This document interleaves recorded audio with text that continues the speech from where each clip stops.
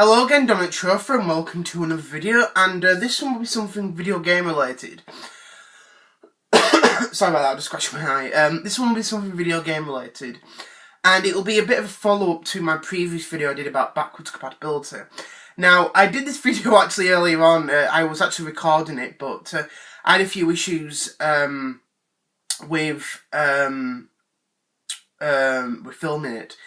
And usually it ends up being very, very long, and the thing with that is, I don't like to split the videos into two, even if I have to do it. But I'm still going to do one anyway, and that's the thing. So this one will be something video game related, and it's going to be obviously about backwards compatibility. And does it have issues when backwards compatibility is emulated? Now, as I see it, there are two different types of backwards compatibility. You've got hardware-based backwards compatibility and you've got emulated backwards compatibility. Hardware-based compatibility is basically having hardware from one system into the new system. So the new system usually has hardware that's in the old system that basically allows it to play the old software on the new software, which is pretty good. And obviously we've seen that a lot with a lot of consoles, you know, the PlayStation 2, the Wii, the Wii U, the Sega 32X, the Atari 7800, a lot of them, and even Nintendo handhelds. But we also have emulated backwards compatibility, which basically is, it's basically having software from old systems emulated on the new systems, and that's how it works. Now, can there be issues with backwards compatibility that's emulated? Well, technically there can be. And the reason being is because of the fact that when it comes to game consoles, having your backwards compatibility emulated can actually cause it to be limited. So for example, when you look at the original Xbox, some of those games were compatible on the Xbox 360. And how it was done was that Microsoft made an emulator for it to play original Xbox games on an Xbox 360. That's how it was done. But the problem with it was that they had to go to different publishers to get those games emulated, even though they already had the games on their system. And unfortunately, because of the fact that the original Xbox did not sell well, they basically dropped like a shirt. They just wanted to get rid of it and focus on the new console, which is the Xbox 360. And they dropped the project of backwards compatibility after 2 years. So I think around 2007, they discontinued that support because they just wanted to move on. And about 40 or 45% of Xbox games are playable on the 360, which is good but bad also, because you basically still need the old system to play that. That's a bit of an issue with limited backwards compatibility. And it's kind of happening the same with the Xbox One, because it can play Xbox 360 games, but they're doing the same way, where they basically, obviously it's running an emulator through the Xbox One to play those games, but Microsoft needs to go to publishers to get these games to work and play on the console, which can be an issue because they could decide, you know, some developer might say to Microsoft, we don't want to do this.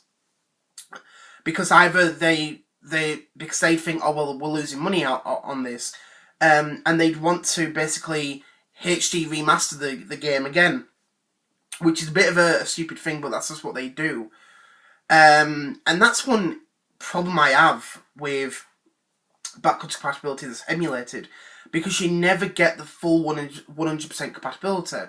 If you think about with the PlayStation 4, it has PS2 emulation, which came in November 2015. Now, I was glad to see PS2 classics come to PlayStation 4. I know you've got to repurchase them again, but you know what I mean. I understand where they're coming from, but it's a bit of a bad thing to do. But it is what it is, really. And a lot of people didn't like it because you couldn't play your discs on it. But the problem with the PS2 emulation on PlayStation 4 is that Sony will never ever get a 100% compatibility of PS2 games on PlayStation 4, because a lot of developers, a lot of third parties, will not want to bring their old games from PlayStation 2 over to PS4. They think, well, what's the point? You know what I mean? A lot of people might think we don't want it, we don't want to do this, which is a bit of a shame. Or there might be developers out there that no longer exist. That's a bit of an issue, because if you want to see a certain game and that developer doesn't exist, there's no way that's going to happen. It really, really isn't. Similar to PS2 Classics on PS3, not every single game is on there. Same with the PS1 Classics, it's not on there as well. And that's a bit of an issue with that, because if you want to play a certain game and it's not on there, you need to actually get the actual copy. But the reason a lot of people like the whole classics, the old classics emulated on new consoles, is because of the fact it's a lot more cheaper than going out and buying the actual game. For example, when Earthbound came to the Wii U Virtual Console, a lot of people bought it on that because it was a lot cheaper than like £100. You know what I mean? It was like £10 or something, or £8 or whatever, which is a big difference from like £100. You know, that's the thing. So it was great to see these old classics on the new consoles. For example, the Virtual Console has kind of gone through the same way, because not every game from all those consoles is on there. Like, for example, I would have loved to have seen the first 2 Grand Theft Auto games from the Game Boy Color released on the 3DS Virtual Console. You know what I mean? I'd love to see that, but it's never going to happen. Even the Game Boy Advance Grand Theft Auto game, I'd love to see that on the Wii U, but it's never going to happen. You know what I mean? Especially the way the Wii U has gone, you know what I mean? I know we have the Nintendo Switch, but I do hope that a lot of those games that people want to see are released on there, you know what I mean? And that's just the way it goes, really. But I think another thing is that, obviously, it might be a licensing issue. For example, a lot of people wanted to see the original Mario Party on the Virtual Console, on the Nintendo Virtual Console, which is a game I'd love to play. But Nintendo's always stated that they're never ever going to release that because of what had happened with when the game released. There's a few mini games in Mario Party 1 that allow you to basically to rotate the analog stick, and because of the fact people were rotating it so quickly, parts of the the skin on the palm of the hands started to basically decay. It started to come off. And with this, obviously, Nintendo heard all this, and they didn't want to lose too much money. They did lose a lot of money, because obviously with compensation and all that stuff. So they compensated people for a free N64 game and a pair of gloves, really just to, compensate those who'd gone through that injury. And that's the thing, they lost a lot of money by giving out gloves for free, you know what I mean? And so instead they just released Mario Party 2. But it's a game that a lot of people want to see, and I totally agree, it'd be great. So the only way you can actually play that game is either on an actual Nintendo 64, even though the game is very expensive, you know what I mean? Or just play it through an emulator on your laptop, PC, whatever, tablet, whatever. They'll do it that because it's just a lot easier. But it's just a bit of an issue, you know what I mean?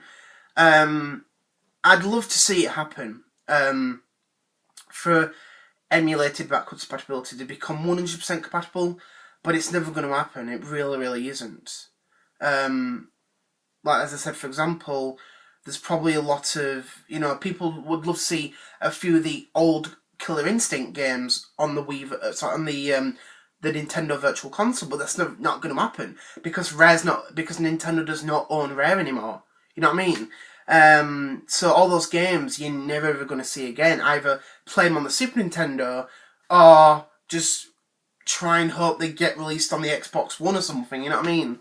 I know a few of them were released on the Xbox One, like a few new ones, and there is Rare Replay as well, which probably may make me buy an Xbox One because it looks amazing. But that's just the way it goes. Even if we, like, for example, original Xbox compatibility, if we see that on Xbox One, it will also be very limited because you're not going to get every single game on there. You know what I mean? That's just the way it goes. A bit of a shame, but it is what it is. You know what I mean?